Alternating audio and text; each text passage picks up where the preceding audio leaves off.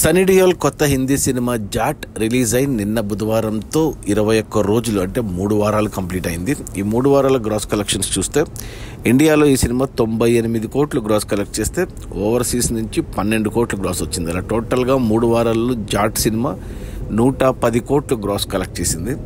ఇక అందులో జిఎస్టీ తీసేస్తే నెట్ కలెక్షన్స్ వచ్చేసి 83 కోట్లు ఉంది.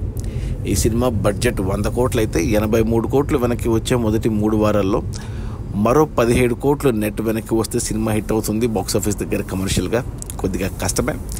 ఈరోజు కొత్త హిందీ సినిమాలు రిలీజ్ అయ్యాయి. 2 సినిమాలు, ఒకటి అజయ్ దేవగన్ రైడ్ 2, ఇంకొకటి సంజయ్ దత్ భూతిని.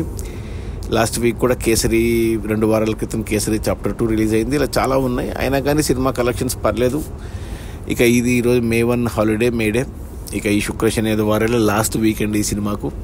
ఇక 4 వారాల్లో రన్ కంప్లీట్ అవుతుంది. సో మరో 1-2 కోట్లు రావచ్చు. సో 85 కోట్ల వరకు నెట్ వస్తుంది సినిమాకు. 15 కోట్లు నష్టాలే సినిమాకు. బట్ సినిమా అయితే చాలా బాగుంది. కమర్షియల్గా యావరేజ్ అని చెప్పాలి, ఫ్లాప్ అయితే కాదు.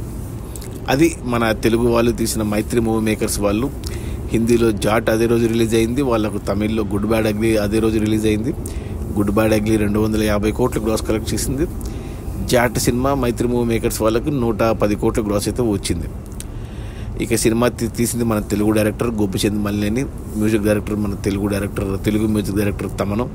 చాలామంది తెలుగు యాక్టర్లు ఉన్న సినిమా ఇది. తెలుగు నేలపై తీసిన సినిమా, తెలుగు కథా వస్తువు సినిమాకు.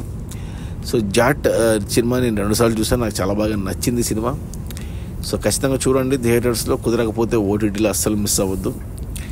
అది మన సన్నీ డియోల్ జాట్ సినిమా. రిలీజ్ అయిన మొదటి 3 వారాల్లో 110 కోట్ల గ్రాసు.